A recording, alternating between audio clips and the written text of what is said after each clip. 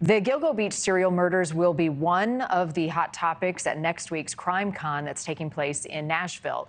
This event connects thousands of true crime fans with creators, journalists, and law enforcement professionals. I'm going to be at CrimeCon this year along with my NewsNation colleagues, Ashleigh Banfield, Laura Ingle, and Brian Entin. Ashleigh's going to be hosting the CrimeCon Clue Awards. That's Saturday, June 1st, and you can watch it live on the Law and Crime Network. Also there, Detective Vincent Velazquez from TV1's ATL Homicide.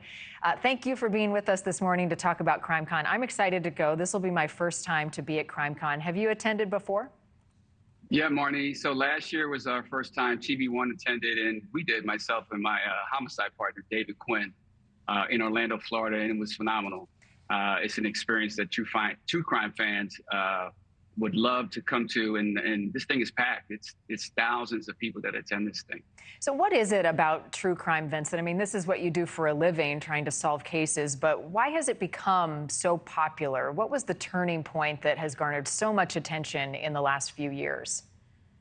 I think that the general public have always been fascinated with just investigative skills and watching detectives do work.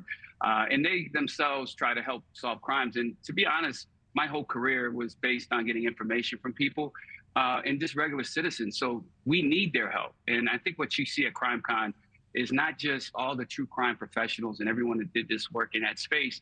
You have fans there, and some of those fans actually try to help solve cases, some of these open cases. And that's the true fascination, I think, that people have with true crime, watching these stories unfold and come up with ideas, because we as investigators don't have all the answers.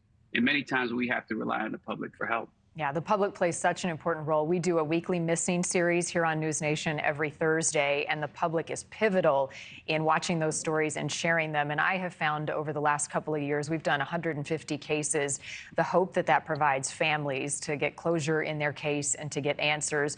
Talk a little bit, Vincent, about cold cases. Does anything come of CrimeCon, gathering all these people? Do cases get solved, or do you find major breaks when you connect individuals so invested in the cases?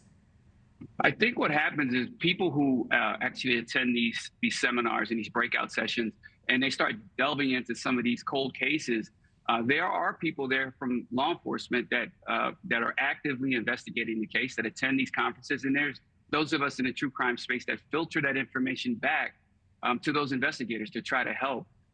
There are podcasts there that actively look at cold cases, and listeners call in. There's tip lines that are associated with these shows and these podcasts.